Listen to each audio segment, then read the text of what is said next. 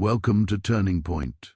Have you ever come across a story so forbidden, so scandalous, that it could shake the very foundations of society? Tonight, we journey back to Savannah, Georgia, in 1839, a time of strict social rules, sharp divides, and hidden desires. Imagine a wealthy widow, bound by wealth and status, making the most shocking decision of her life, marrying the son of her own late slave.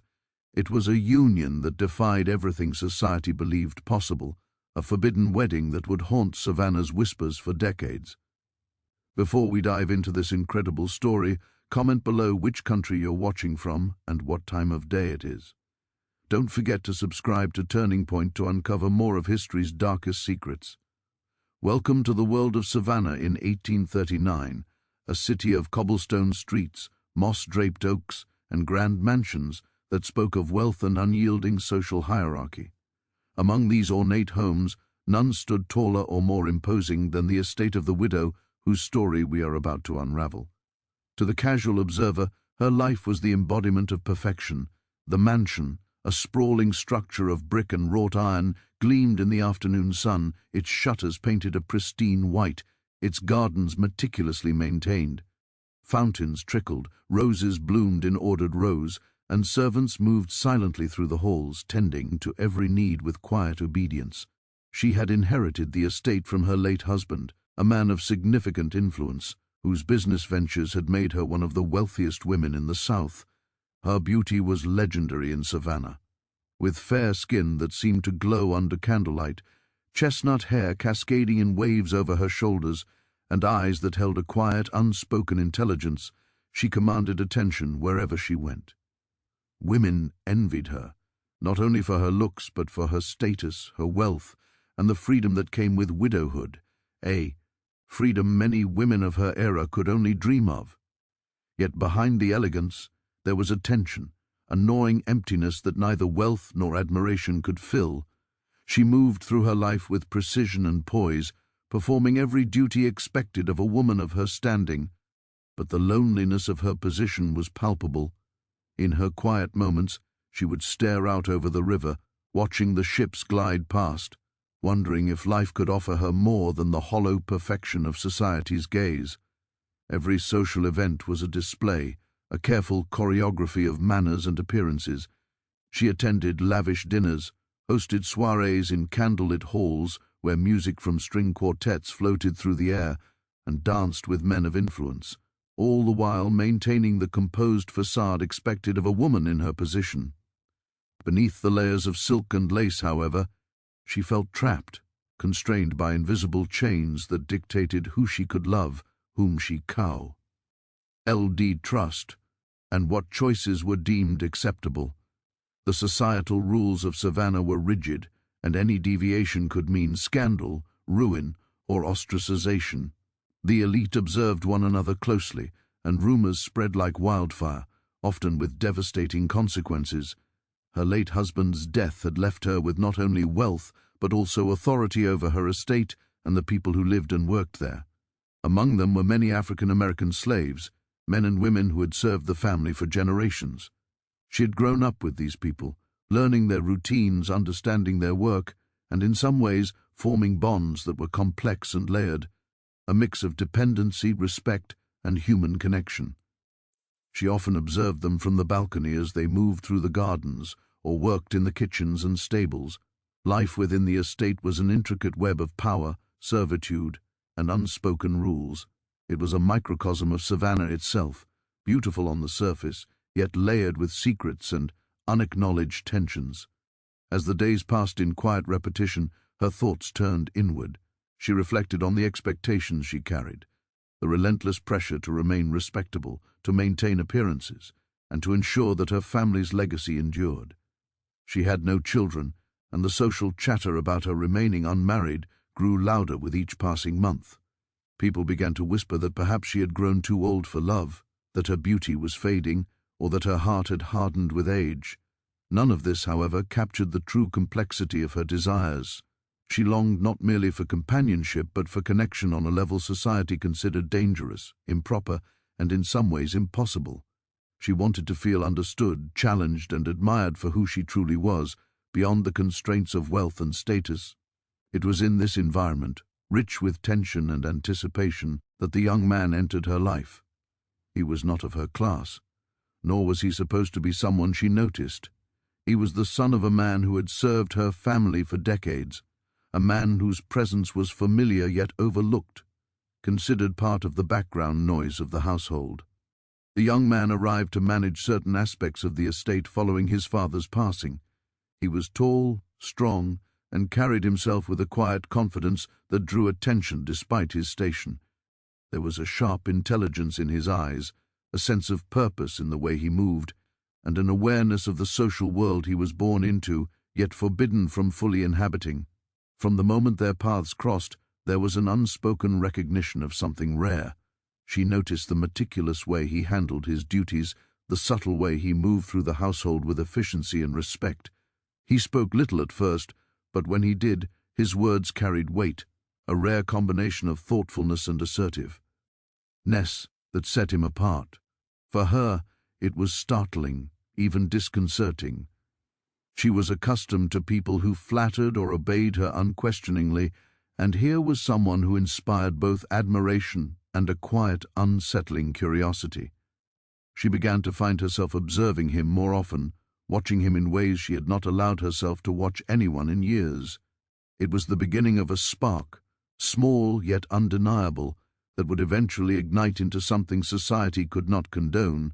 Even within the strict boundaries of Savannah society, emotions have a way of breaking through, and hers were no exception.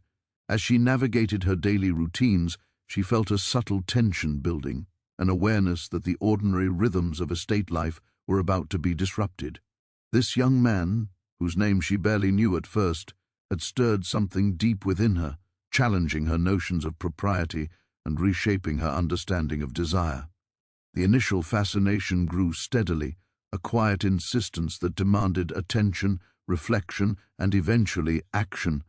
She could no longer ignore the pull she felt, the dangerous allure of connection with someone so socially and racially forbidden. The estate itself seemed to respond to this shift in her consciousness. Rooms that had always felt empty and lifeless now seemed charged with anticipation. The gardens, once just a display of order, became a backdrop for stolen glances, fleeting conversations, and the subtle dance of unacknowledged attraction. Every corridor, staircase, and balcony carried the potential for encounters that defied convention, and she could feel the weight of history pressing down on them both. Every decision she made now carried consequences beyond her imagination, yet she felt compelled to explore this path, driven by curiosity, longing, and a quiet rebellion against the limitations imposed upon her. Even as the whispers of Savannah society loomed in the distance, she could not deny the thrill of possibility. The young man represented not just desire, but freedom from the invisible shackles of expectation. She began to imagine a life beyond the narrow confines of propriety, a life in which she could pursue connection and passion without fear. The notion was both terrifying and exhilarating, as she knew the risks involved, yet could not resist the pull of something so fundamentally human: love, companionship, and the audacity to challenge the world itself. Her loneliness, once a constant companion, became the catalyst for a dangerous curiosity. She wondered if, by allowing herself to explore this forbidden attraction, she might finally experience life as she truly wished. In the quiet moments of the evening, as candles flickered and the estate settled into stillness, she would recall his eyes, the calm strength in his voice, and the subtle but unmistakable presence that seemed to linger even after he had left the room. Each encounter, however fleeting, left her longing for more, and the walls she had built around herself for decades began to crack, revealing the vulnerable, passionate woman beneath the carefully maintained exterior. Even as the days passed, the widow's fascination with the young man only grew stronger. She could not stop thinking about him, replaying every brief interaction in her mind with the intensity of someone discovering a new world. Each glance, each word, each quiet gesture carried meaning beyond what society would allow her to acknowledge.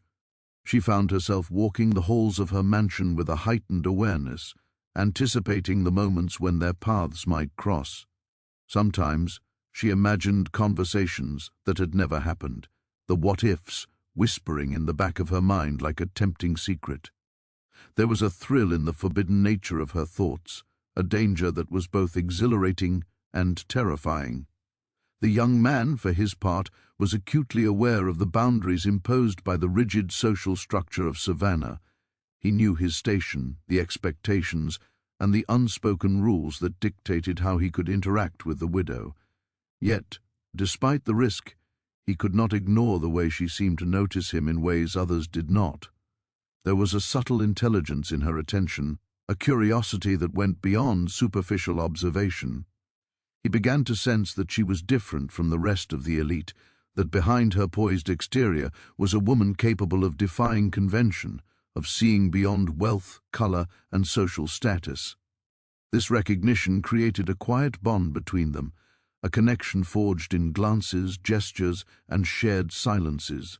The estate, with all its grandeur and history, became the stage for their growing intrigue. They moved through the same spaces daily, grand dining rooms, sun-drenched gardens, dimly lit corridors, but each encounter now carried an unspoken tension. Their interactions were measured, careful, yet charged with the electricity of possibility.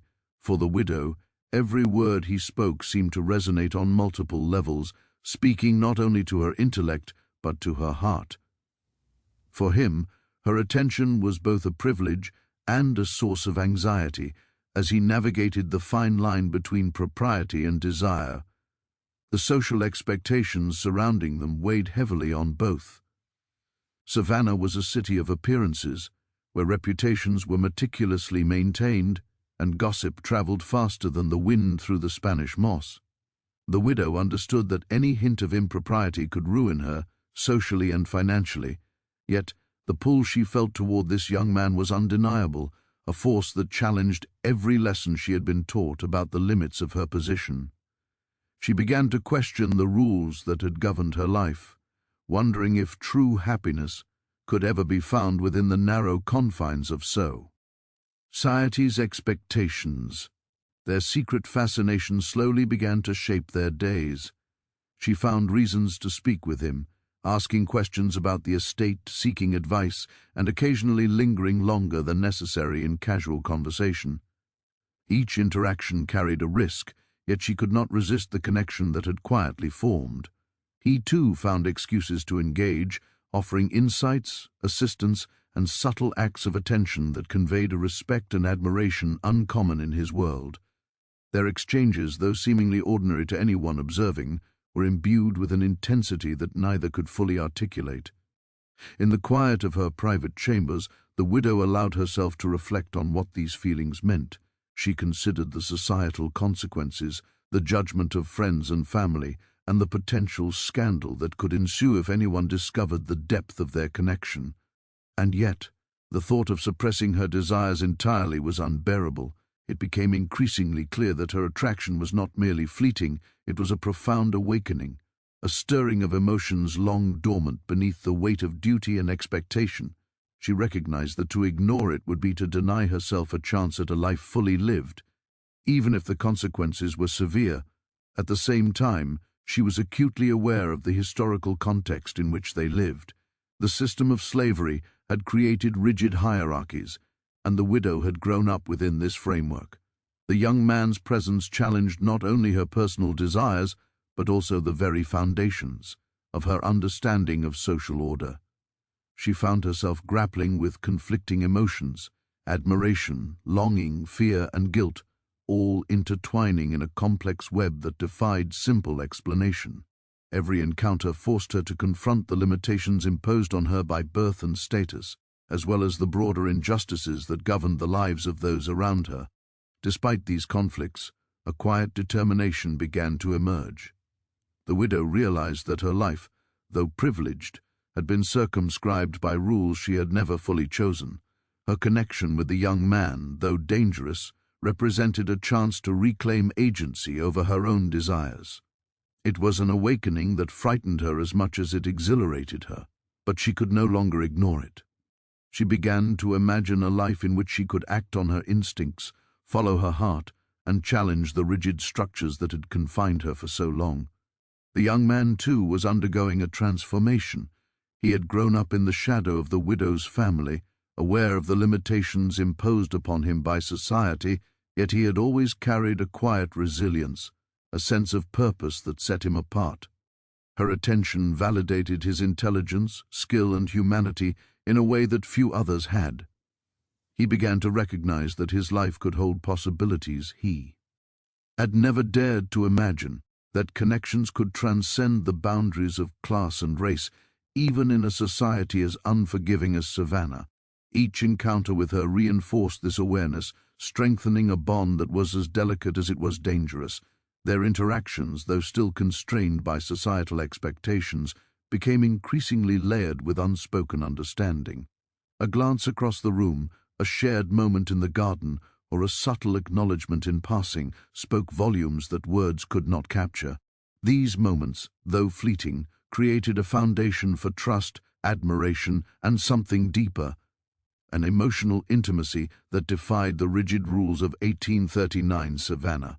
For both, it was a revelation, a recognition that human connection could exist even in the most restrictive circumstances, that love, desire, and companionship were forces not easily contained. As days turned into weeks, the widow found herself contemplating a future she had never dared to envision. She thought about the young man not as a subordinate, not as a reflection of her family's past, but as a partner in a shared life, someone who could challenge her, inspire her, and awaken parts of her soul that had lain dormant for decades. It was a radical notion, one that defied everything she had been taught, yet it felt undeniably right. In these quiet moments of reflection, she allowed herself to imagine a life that embraced possibility, that acknowledged her desires, and that dared to confront the constraints of her world. Her fascination was no longer simply curiosity, it had become a force, a quiet but persistent insistence that demanded attention.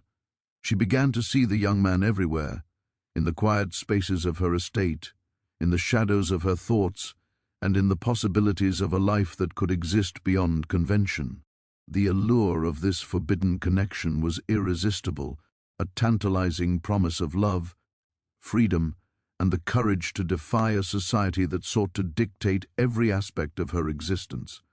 Each day brought new awareness, new longing, and a growing realization that she could no longer live within the confines of expectation without acknowledging the desires that had taken root within her.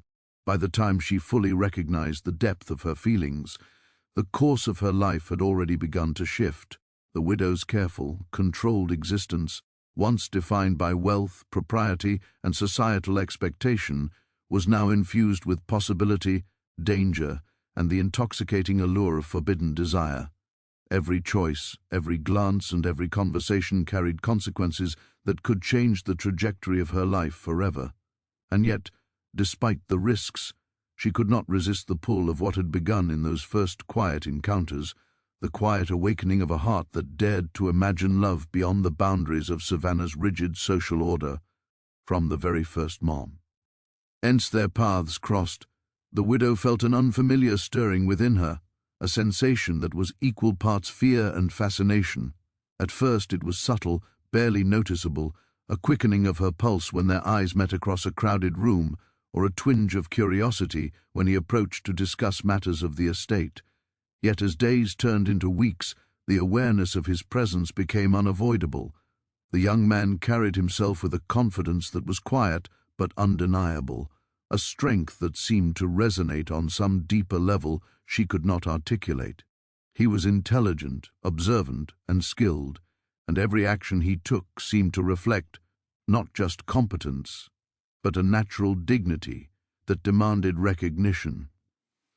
She had grown up seeing men of her station, men trained in wealth and influence, yet none had struck her with the subtle force of this young man's character. What made the connection between them so dangerous and so irresistible was precisely the world in which they lived. Savannah, like much of the South, was a place of rigid divisions. Lines of race, class, and propriety were drawn with precision, and crossing them was unthinkable. To love him openly would be unthinkable, scandalous, and punishable by societal exile, if not outright ridicule, yet the more she tried to suppress her feelings, the stronger they grew. There was a magnetic pull in his presence, a sense of recognition that transcended the limitations imposed upon them. She found herself looking for him in the corridors, lingering by the windows where she might catch a glimpse of him in the gardens, and inventing errands simply to pass through the areas where he worked. Each encounter was charged with a subtle intensity, a quiet acknowledgement that something extraordinary was unfolding between them. For the young man, the awareness of her attention was both thrilling and terrifying. He understood the stakes, the potential fallout of even the smallest hint of impropriety, yet he could not deny the attraction that grew with each glance, each conversation, each shared silence. He had spent his entire life navigating the boundaries of a society that placed him in a subordinate position, yet in her presence those boundaries seemed to shift, if only slightly. There was a rare recognition in her eyes, a curiosity that mirrored his own, and for the first time he felt as though someone of her world saw him not merely as a servant or a shadow of the household, but as a person with worth, intelligence, and depth. Their early interactions were cautious, deliberate, and measured. In public spaces, they maintained the strictest propriety, exchanging only the necessary words to conduct business or manage the estate. Yet in the private corners of the mansion, the library after dinner, the quiet garden paths in the late afternoon, there was a subtle dance of attention and recognition. A word, a glance, a touch of the hand while passing a book, each carried a weight far beyond its apparent simplicity. Every exchange was a risk, yet the thrill of the forbidden made the danger intoxicating. The widow began to notice small changes within herself. Her heart raced at the mere sound of his footsteps. Her mind lingered on imagined conversations, and a longing took root that defied the rules she had spent a lifetime observing. The whispers of Savannah society loomed in the background like a persistent shadow.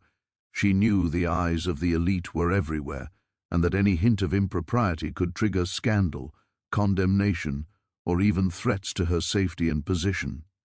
Yet the allure of connection, of genuine intimacy, was too powerful to resist. Every secret glance across a room, every fleeting conversation in a secluded hallway became a charged moment, a testament to the unspoken bond developing between them. There was a tension in the air that neither could ignore, a silent acknowledgement that their relationship was moving beyond the boundaries of ordinary interaction. In these moments they began to see each other differently. The widow, accustomed to men who flattered her or respected her purely out of obligation, now saw someone capable of challenging her intellect and touching her heart. His thoughts, observations, and quiet humor revealed a depth she had not encountered in years. She began to admire his resilience, his cleverness, and the way he navigated the constraints of a society designed to limit him. Each interaction revealed new layers of character, and with every revelation, her fascination grew stronger. For the young man, the widow represented more than wealth or status. She embodied a curiosity and strength he had never seen in women of her world, a willingness to think independently, to question norms, and to engage with him as an equal in ways that were almost revolutionary for their time. Her attention was not the hollow admiration of her peers, it was genuine, thoughtful, and deeply affecting. He found himself drawn not only to her beauty and elegance, but to her mind, her presence, and the subtle audacity of a woman who, despite societal constraints, was beginning to recognize the possibilities beyond them.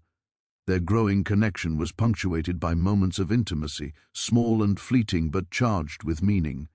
A hand brushing against another while retrieving a document, a lingering look during a shared task in the garden, a whispered word in passing, all became profound markers of a bond developing in the shadows of propriety. The widow, despite herself, began to dream of scenarios that would have been unimaginable a few weeks prior: walks in the evening gardens, private conversations by candlelight, shared confidences that allowed them to know one another beyond the expectations of their social roles. The young man, too, found his imagination consumed by thoughts of what might be possible, even as he navigated the dangers of acting on those feelings in a society that would not tolerate such transgressions. There were times when the risks seemed too great, when the reality of their situation forced them to retreat into silence. Savannah was a city where reputations could be destroyed with a word, where scandal could ruin generations, and where the constraints of race and class were enforced with relentless precision. Yet, even in these moments of restraint, their awareness of each other lingered. The widow would find herself replaying moments in her mind, imagining what might have been said, what gestures had conveyed, and what possibilities lay just beyond the reach of her courage. The young man, too, carried the memory of these encounters, a mixture of desire, longing, and apprehension that made every meeting both precious and perilous. As their connection deepened, they began to rely on subtle forms of communication, glances across a crowded room, small gestures that conveyed understanding, and the quiet sharing of moments that would go unnoticed by anyone else. These interactions, while seemingly innocuous to outsiders, became the fabric of their burgeoning intimacy.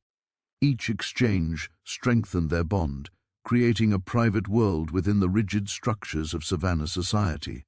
The thrill of the forbidden, coupled with the depth of their mutual respect and admiration, fueled a connection that neither could ignore, and that neither would have dared to pursue openly. The widow began to recognize that her feelings were no longer fleeting curiosities. She felt a growing sense of inevitability, a recognition that this young man had entered her life for reasons beyond chance. His presence challenged her to reconsider the rules that had governed her existence, and to question the constraints placed upon women of her station. She began to see herself not merely as a widow constrained by wealth and propriety, but as a woman capable of choice, agency, and daring. The young man, too, began to realize that his connection with her was extraordinary, a rare recognition of his worth and humanity that could not be ignored. Over time, the intensity of their mutual fascination grew into something more profound, an emotional intimacy that neither had anticipated but both acknowledged. They began to share thoughts, feelings, and reflections that transcended the ordinary confines of employer and employee, master and subordinate. Conversations that began as practical discussions about the estate slowly evolved into exchanges of philosophy, personal reflection, and subtle flirtation. Each moment together carried a weight, a significance that neither could articulate fully, yet both understood implicitly. It was a love that could not be named, yet it existed in every glance, wry gesture, and every word spoken in the quiet corners of their world. This forbidden spark, once ignited, began to shape the rhythms of their days. The widow found herself moving through the estate with a heightened awareness, anticipating encounters, remembering previous conversations, and cherishing moments that might otherwise have passed unnoticed. The young man, too, became attuned to her presence, aware of the subtle changes in tone, expression, and movement that signaled attention, curiosity, or desire.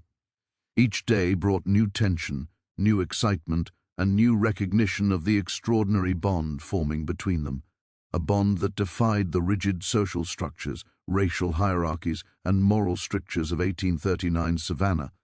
The growing intimacy did not go unnoticed by those closest to the widow. Certain members of her household began to sense the unusual attention she paid to the young man, though they could not discern its nature. Whispers circulated quietly among the staff, creating a tension that both intrigued and alarmed the couple. Yet, the widow and the young man navigated these risks with subtlety and intelligence, maintaining appearances while exploring the uncharted territory of their emotions.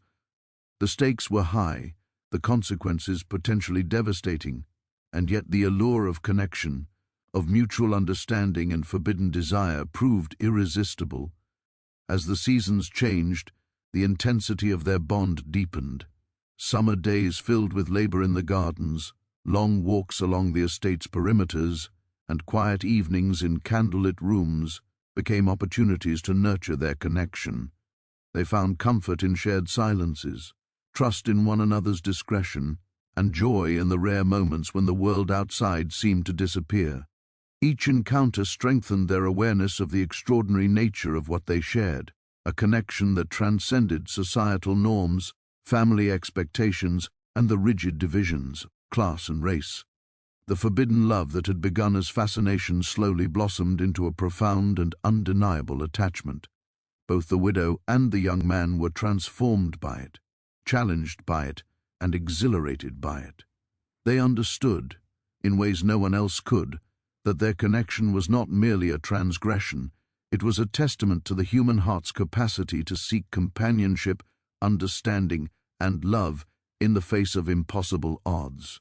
In the shadows of savannah society, amid the whispering trees and the grand halls of the estate, a bond had formed that would not easily be broken, a love that was as dangerous as it was irresistible, and a story that would echo far beyond the walls of the mansion they called home.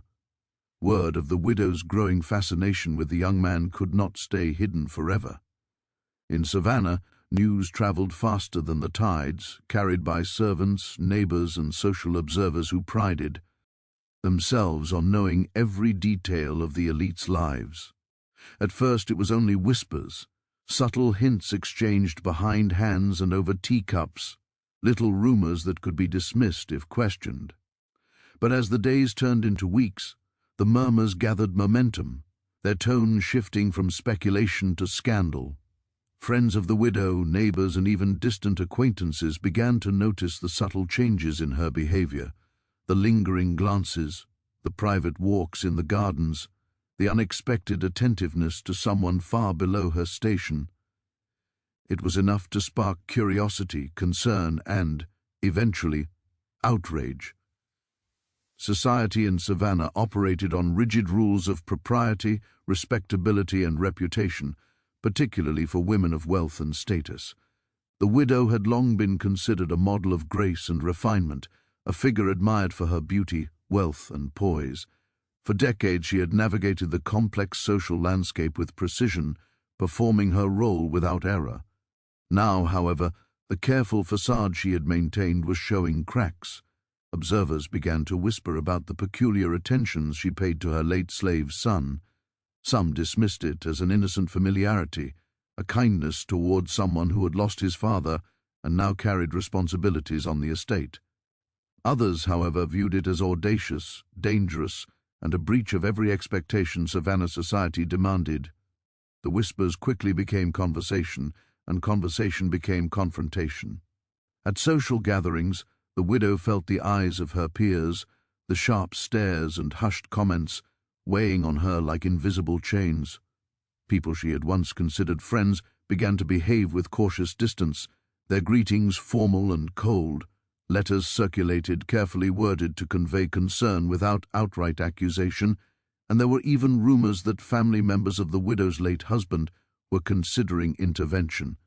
The world she had moved through with confidence now seemed fraught with peril, a society ready to pounce on the first misstep. The young man, aware of the growing attention, was equally cautious. He understood the danger of even the slightest hint of impropriety. To be caught in a compromising position with a woman of wealth could ruin him, perhaps even endanger his life. Yet, despite the warnings and the ever-present threat of scandal, he could not ignore the connection they shared. Every time he saw the widow, there was a tension that both exhilarated and terrified him. He had grown up knowing the limits of his world, understanding the boundaries imposed by race and class. Yet he now found himself drawn into a realm of passion, longing, and defiance that challenged every lesson he had been taught. Savannah itself seemed to respond to the unfolding scandal. The city, known for its elegance and beauty, was also a place of scrutiny and judgment, where the private lives of the wealthy were monitored as closely as the tides of the river. The murmurs about the widow and the young man spread, carried in letters, gossip at markets, and the quiet observations of servants who moved between households. Some found the idea of such a connection unthinkable, a threat to the very fabric of the city's order. Others were fascinated, secretly rooting for a forbidden love that defied convention, intrigued by the audacity of a woman willing to challenge societal norms. Within the widow's household, the tension grew palpable.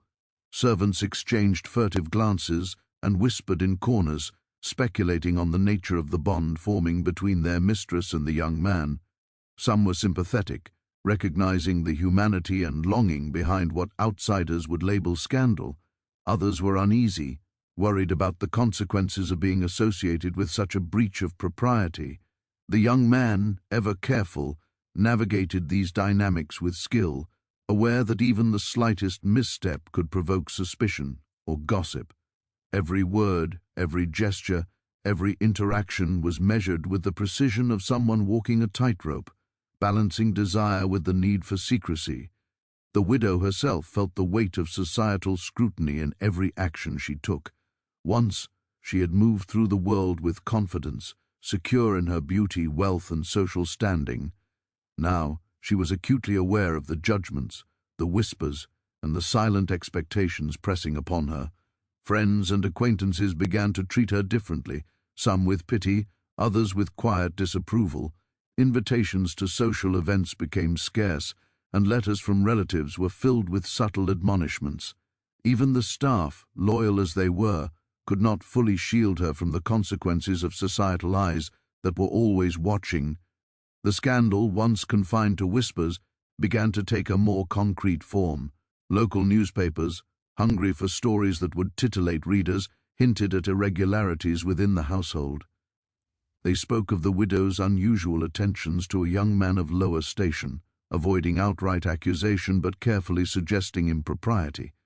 Friends of the widow's late husband circulated letters warning of the danger to her reputation, urging caution and discretion. Even those who had admired her from afar now began to question her judgment, framing her actions as reckless and unbecoming of a woman of her stature. Despite the pressure, the widow refused to suppress the connection entirely. She understood the risks, but the growing bond with the young man had become a lifeline, a source of emotional fulfillment she could not ignore. Each encounter, however brief or subtle, reinforced the undeniable reality of their attraction. They communicated through gestures, glances, and shared tasks, finding private moments that allowed them to connect without drawing the scrutiny of prying eyes. Every interaction was a calculated risk, yet the thrill of the forbidden made it irresistible. The public's fascination with the story grew, turning what began as whispers into a citywide intrigue. People speculated about the nature of their relationship, some condemning it outright, others secretly admiring the courage it took to defy societal norms. Conversations in drawing rooms, at markets, and along the riverfront were punctuated with references to the widow's peculiar attentions, the young man's unusual confidence, and the audacity of a bond that crossed both class and race. It became clear that the story would not remain private. It had entered the collective consciousness of Savannah, challenging assumptions, provoking outrage, and inspiring curiosity. Even within the estate, the tension was undeniable. Every movement, every glance, every exchange carried weight, a significance magnified by the knowledge that the world was watching. The widow, aware of the consequences, navigated her days with a delicate balance of propriety and desire, never fully able to relax in the presence of the young man. He, too, understood the stakes, maintaining an outward composure while internally grappling with the intensity of their connection. The love that had begun in quiet fascination now existed under the weight of societal judgment, transforming ordinary moments into acts of courage and defiance. The scandal reached its peak when rumors of private meetings, secret conversations, and stolen moments began to circulate more openly. Friends, family, and neighbors speculated on the depth of their connection, imagining scenarios that neither could confirm nor deny. Some attempted to intervene, sending letters of warning or visiting the widow under the guise of concern, hoping to dissuade her from continuing a path they considered dangerous. Others simply watched, fascinated by the audacity of a woman willing to challenge the norms of her society so openly. Through it all, the widow and the young man remained connected, their bond strengthened by the very scandal that threatened to destroy them. The whispers, letters, and curious glances became part of the rhythm of their days, a constant reminder of the risk inherent in their affection. Yet, rather than deterring them, The pressure seemed to intensify their connection, making each private interaction more precious, more meaningful, and more profound.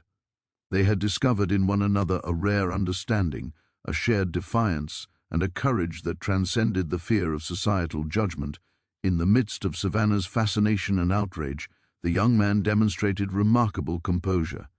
He navigated the social terrain with intelligence and restraint, ensuring that no overt evidence of their bond could be discovered.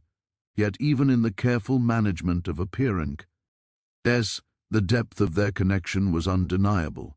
Every glance across the room, every word spoken under the cover of privacy, carried the weight of unspoken desire, rebellion, and mutual admiration. The city may have been scandalized, but in the quiet corners of the estate, love continued to flourish against the odds. The widow, too, had to reconcile the thrill of defiance with the reality of potential consequences. She understood that her reputation, her family's legacy, and her place in society were all at risk. Yet the intensity of her feelings for the young man outweighed the fear. Every stolen moment, every private conversation, every subtle gesture reinforced the truth she could no longer deny. She had found in him a connection that transcended wealth, status, and propriety. It was a love forbidden by every standard of the world around them, yet undeniable in its reality, undeniable in its power. As the scandal deepened, the story became part of Savannah's collective memory. The widow and her companion were the subject of whispered conversation, speculation, and fascination. People debated the morality, the audacity, and the consequences, yet they could not deny the human drama unfolding before them. The city itself seemed to hold its breath, watching as two individuals defied expectation, challenged convention, and dared to pursue a connection society deemed impossible. Through the turbulence of gossip, judgment, and societal scrutiny, the bond between the widow and the young man only grew stronger. Each encounter was an act of courage, a small rebellion against the rigid structures that sought to confine them. The scandal that consumed Savannah was both a threat and a testament, a reflection of the fear and fascination that comes when two hearts challenge the limits of their world. In the shadows of judgment, in the quiet corners of the estate, love persisted, proving that even in the face of outrage and social constraint, human connection could not be extinguished. The scandal was not merely a series of rumors or fleeting gossip. It was a force that reshaped the dynamics of the estate, influenced the perceptions of the city, and tested the limits of courage and desire. For the widow and the young man, it became a crucible in which their love was forged, strengthened by adversity, secrecy, and the constant awareness of the consequences. Every glance, every word, every subtle gesture was amplified by the knowledge that the world watched, and in that intensity their bond deepened, became more resilient, and more profoundly meaningful. Even as Savannah buzzed with speculation, the widow and the young man learned to navigate the perilous landscape of social judgment. They developed strategies, subtle signals, and private spaces where they could nurture their connection without detection. Every moment together became precious, a stolen frag, meant of a world in which they could truly see one another, free from the relentless scrutiny of a society eager to condemn. The scandal that engulfed Savannah became not just a test of character, but a defining moment in their lives, shaping the path they would follow in pursuit of love, desire, and freedom. Despite the relentless scrutiny of Savannah society, despite the whispers that traveled faster than the river currents, the widow and the young man found a way to claim a fragment of the life they desired. Their bond, born from fascination and forged through the tension of forbidden longing, had become impossible to deny. Every stolen glance, every quiet conversation, every fleeting touch had built a foundation that demanded acknowledgement. They knew, as acutely as one might feel the weight of the sun at midday, that their connection could not remain unspoken forever. It was an undeniable truth, one that demanded action despite the immense risk. The planning of their union was a delicate and secretive undertaking, In a society where even the faintest hint of impropriety could destroy reputations and livelihoods, they had to tread with the utmost caution. Invitations were out of the question. The idea of public ceremony, of formal announcements, was unthinkable. Every aspect of the wedding had to be hidden from prying eyes, every detail considered with precision. They relied only on the most trusted confidants, people who had served the household faithfully for decades and whose discretion was beyond reproach. Every conversation, every arrangement was conducted in whispers, in the quiet corners of the estate, away from the ears and eyes of those who might betray them. The location chosen for the ceremony was intimate and symbolic. It was a small, secluded chapel on the outskirts of the city, one of the few places where they could hope for privacy. The building itself was old, its stones weathered and softened by decades of rain and sun, yet there was a quiet dignity in its simplicity. It was a place that carried no weight of societal expectation, no association with the elite of Savannah, no witness other than the small number of confidants they dared to include. The walls of the chapel seemed to hold their secrets as easily as they held the soft echoes of hymns long past. The day of the wedding was charged with a tension that was palpable in every breath, every movement. Dawn broke slowly over the city, casting a soft light across the estate, as if the world itself hesitated in anticipation. Inside the mansion, the widow prepared herself with care, every detail deliberate. Her gown was modest yet elegant, a reflection of her station, yet stripped of the extravagance that would attract attention. It was a symbol of a life both constrained and liberated, a careful balance between propriety and desire. Her hair was arranged simply, her jewelry mini. Mal, chosen not for display but as an extension of herself, a quiet assertion of the woman she had become. The young man, too, prepared with careful attention. His clothing was clean, pressed and appropriate, yet understated, avoiding any hint of ostentation that might draw attention. He moved through the morning rituals with a quiet determination, aware of the weight of the moment and the significance it held for both of them. In the privacy of his room, he paused to reflect on the path that had led him here, the early fascination, the subtle glances, the stolen moments that had transformed into an unspoken promise. He understood the danger of the day, the scandal that could follow if they were discovered, yet he felt a quiet exhilaration at the thought of finally formalizing their bond. The journey to the chapel was undertaken with the utmost discretion. Only the most trusted servants accompanied them, ensuring that no curious eyes followed. The streets of Savannah, bustling with merchants, laborers and townspeople, seemed oblivious to the quiet drama unfolding, yet the couple moved with the awareness of how delicate their situation truly was. Every carriage turn, every footstep, every glance over the shoulder was imbued with caution. Even the slightest misstep could provoke suspicion, yet they pressed forward, driven by a desire that had grown too powerful to suppress. Upon arrival, the chapel seemed to embrace them in its quiet, shadowed spaces. The air was thick with the scent of aged wood and old stone, a scent that spoke of endurance, secrecy, and the passage of time. Sunlight filtered through stained glass windows, casting patterns of color across the floor, illuminating the faces of those few witnesses who had been invited with careful consideration.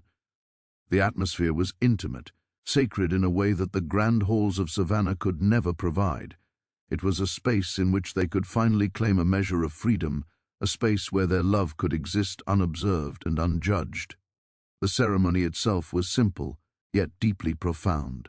The words exchanged were deliberate, carefully chosen to convey commitment, respect and passion without drawing attention to the scandal that lay just beyond the chapel doors. They spoke of loyalty, devotion, and the courage to defy societal constraints. Each vow was heavy with meaning, each gesture a testament to the risks they were willing to take for one another. In that quiet, sunlit space, they acknowledged a bond that had grown from curiosity to fascination, and from fascination to a love that demanded recognition. The witnesses, carefully selected, were the pillars of discretion. They were household staff and a few trusted confidants who understood the stakes and the profound significance of the moment. Their presence was both reassuring and necessary, ensuring that the union was recognized and valid. Aided, even if it would remain hidden from the broader world. These individuals understood the gravity of the act, the rebellion it represented against a society obsessed with status and propriety, and they carried the secret with them, safeguarding the couple from discovery. As the ceremony concluded, a quiet sense of triumph and relief settled over them. The risk had been immense, the danger of exposure real, yet they had claimed a fragment of their destiny with courage and deliberation. The vows they had exchanged were more than words. They were a declaration of defiance, a commitment to one another that transcended the rigid boundaries of class, race, and social expectation. In that moment, the world beyond the chapel seemed to fade, leaving only the two of them, bound together in a union that was as profound as it was forbidden. Returning to the estate, the couple carried with them a sense of transformation. The house, once a place of constraint and scrutiny, now held a new energy, a quiet acknowledgement of the bond they had formalized. Every glance, every gesture, every interaction now carried the weight of commitment, yet the necessity for discretion remained. They navigated the household with a renewed sense of purpose, aware of the tension between public appearance and private reality. Their love existed in the shadows, yet it was no longer abstract or uncertain. It was tangible, real, and undeniable. The reaction among the household staff was a mixture of awe, respect, and caution. Those who had been entrusted with knowledge of the wedding understood the profound implications and the risks involved. Their loyalty became a vital shield, enabling the couple to continue their lives with a degree of normalcy, even as the broader society remained unaware. Within the walls of the mansion, a subtle shift had occurred. The energy of secrecy had transformed into one of solidarity, a quiet understanding that the love of the widow and her companion was to be protected at all costs. Outside the estate, Savannah continued to buzz with speculation, though the details of the wedding remained carefully hidden. The public saw only the outward appearance of propriety, the widow attending social gatherings, the young man fulfilling his duties on the estate, yet beneath the surface, a profound truth had been claimed. The union, though secret, represented a triumph over societal constraints, a private victory against the relentless pressures of gossip, judgment, and expectation. The couple had created a space in which their love could flourish, a sanctuary untouched by the harsh eyes of Savannah society. The secrecy of their union allowed the relationship to deepen in ways that public scrutiny might have prevented. They shared moments of intimacy, planning, and quiet reflection, strengthening the bond that had been formalized in the chapel. Every private every conversation in the gardens, every shared task within the estate became a continuation of the vows they had exchanged, a reinforcement of commitment and understanding. The clandestine nature of their marriage, far from weakening it, added a layer of intensity and meaning that made each moment together precious beyond measure. Yet, the knowledge of potential discovery was always present. The city remained a place of observation, and the risks of exposure were real and immediate. They had to navigate every interaction with care, balancing the desire for closeness with the necessity of discretion. Even the most mundane actions, walking through the gardens, attending to estate matters, speaking with staff, were approached with mindfulness, a careful choreography designed to protect the secret they had so carefully cultivated. This constant awareness, though challenging, reinforced the depth of their commitment and the courage required to sustain it. Over time, their union began to shape the very rhythms of daily life on the estate. The young man and the widow developed subtle routines, small signals, and quiet spaces in which they could interact freely. A glance across a room, a gesture while passing a book, a shared smile in the corridors, each became a reaffirmation of the bond formalized in secrecy. The ordinary details of estate life were transformed into opportunities for connection, creating a private language understood only by the two of them. As the weeks and months passed, the consequences of the secret marriage began to manifest in unexpected ways. The couple found a renewed sense of purpose and resilience, strengthened by the challenges they had faced and the triumphs they had claimed. Their relationship, forged in fascination, tested by scandal, and formalized in secrecy, had become a cornerstone of their lives. Every decision, every conversation, and every interaction now carried the weight of shared experience, mutual understanding, and the courage to defy societal expectation. The secret wedding was more than a ceremony. It was a statement of autonomy, love, and courage. It represented a reclamation of agency in a society determined to constrain both desire and freedom. In the quiet spaces of the estate, away from the judgmental eyes of Savannah, the couple could exist as they truly were, bound by choice and devotion rather than circumstance or expectation. The act of formalizing their union, though hidden from the world, became a powerful symbol of the human spirit's capacity to seek connection, intimacy, and fulfillment, even in the face of danger.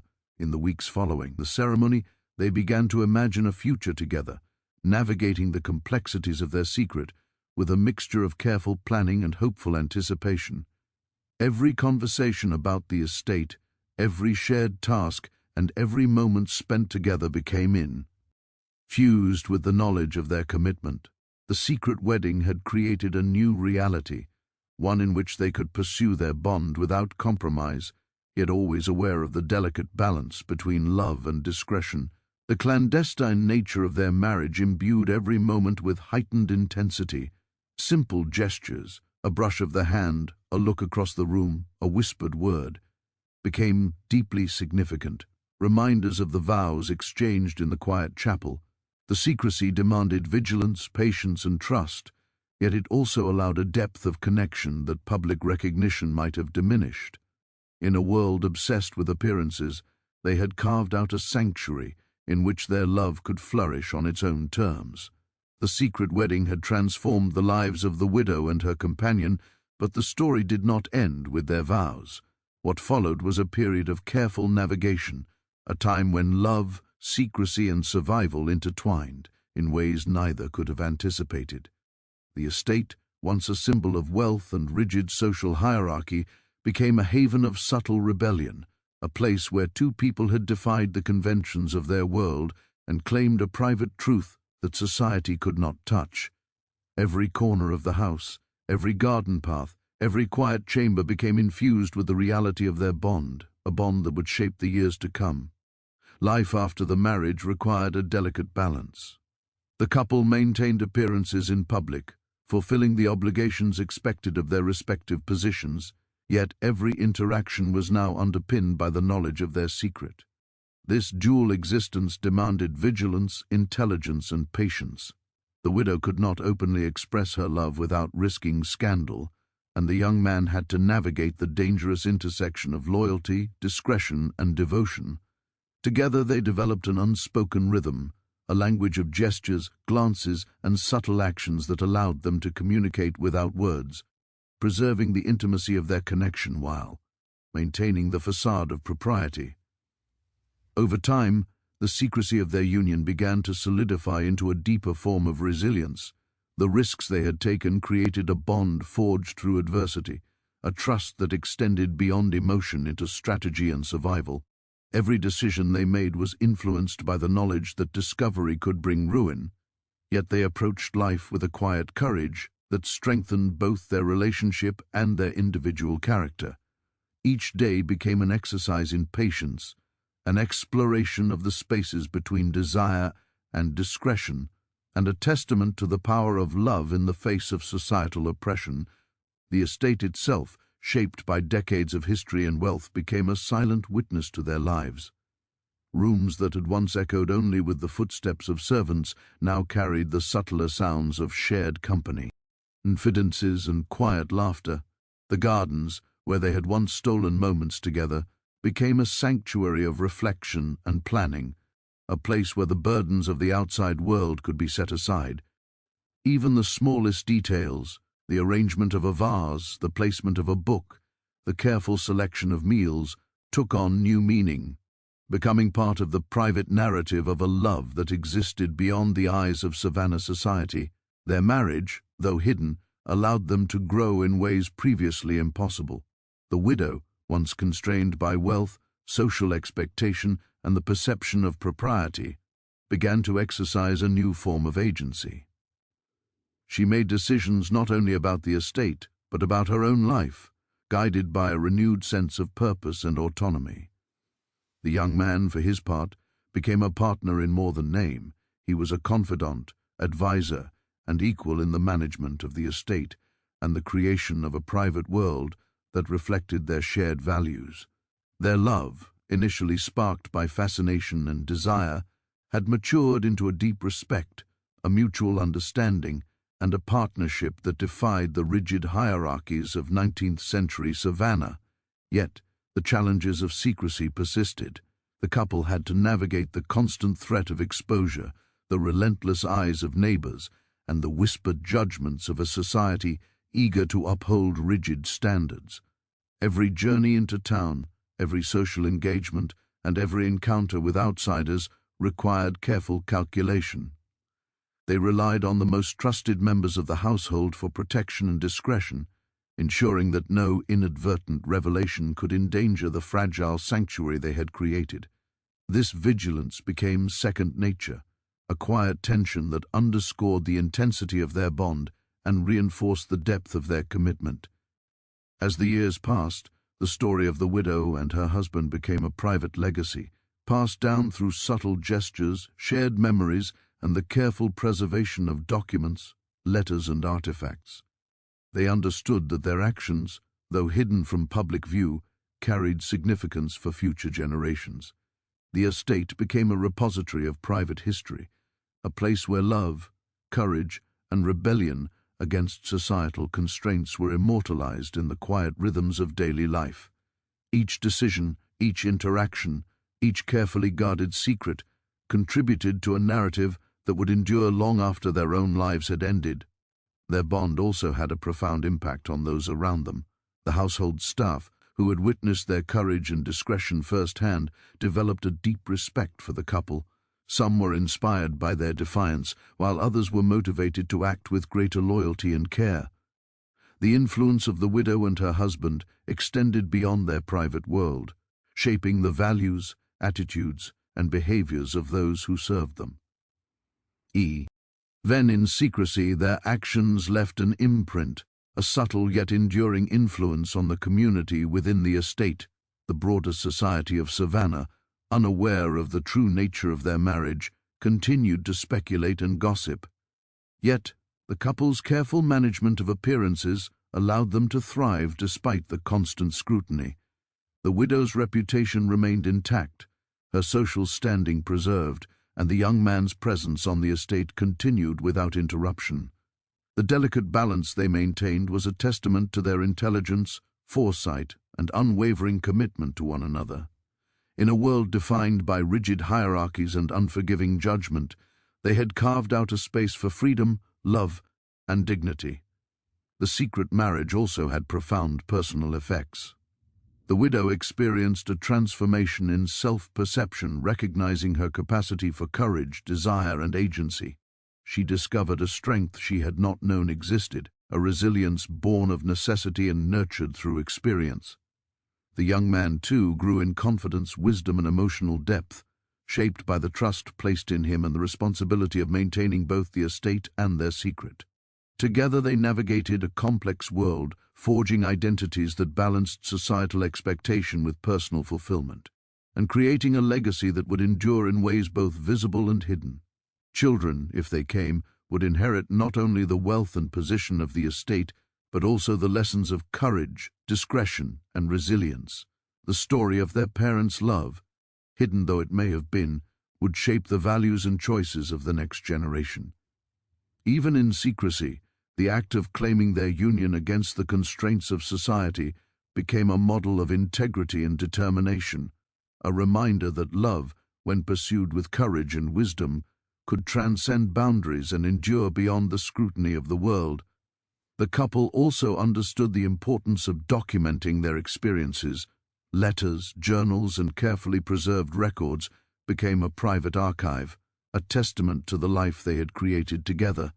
These documents, intended not for public consumption but for their own reflection and for the guidance of future generations, captured the depth of their connection.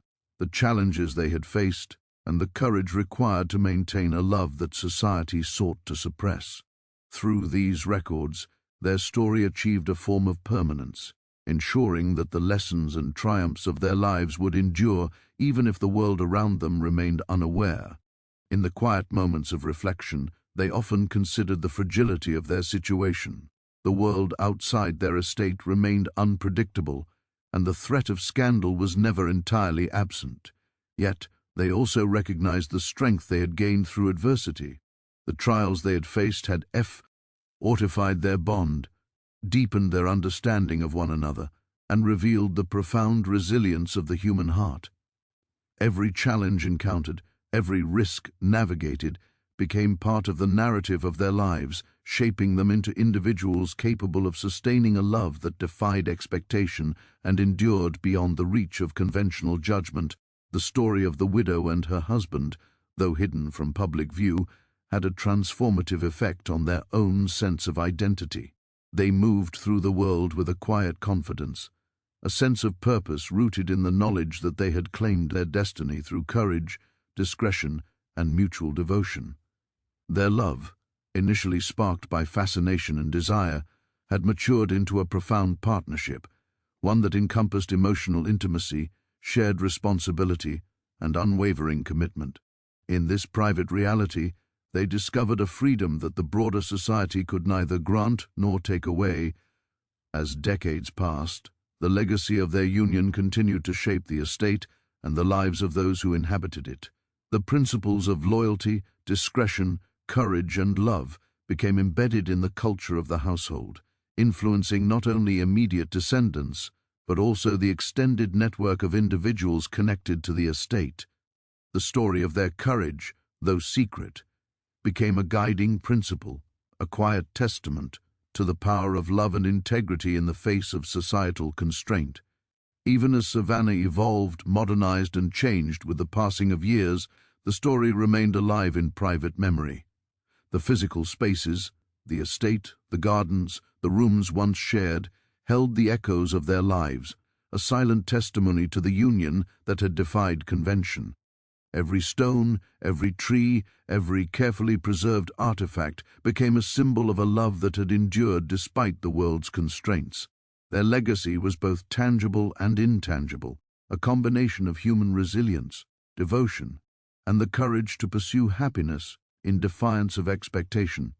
In the final years of their lives, the widow and her husband reflected on the journey they had undertaken. They had faced judgment, scandal, and danger, yet they had prevailed through intelligence, discretion, and unwavering devotion. They had created a life that was theirs alone, a sanctuary in which love, respect, and partnership flourished. Their story, though untold to the world at large, remained a powerful example of the human capacity for courage, adaptability, and the pursuit of connection against the odds. Ultimately, the untold story of their legacy is a reminder of the complexity of human emotion, the constraints of society, and the enduring power of love. It is a story of individuals who defied expectation, who navigated peril with intelligence and care, and who created a life and union that was as profound as it was forbidden. In quiet corners of the estate, in the hearts of those who witnessed their courage, and in the private documents that chronicled their journey, their story lives on, a testament to the resilience of the human spirit and the transformative power of love in the face of adversity.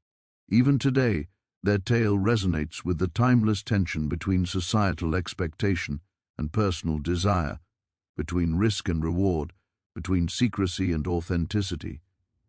It is a story of bravery, devotion, and the profound lengths to which individuals will go to protect, preserve, and honor the love they share.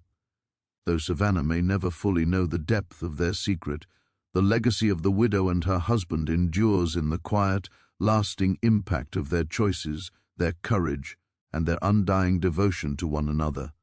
Their story, hidden yet enduring, serves as a reminder that love, when pursued with integrity and bravery, can transcend the boundaries of circumstance, expectation, and societal judgment.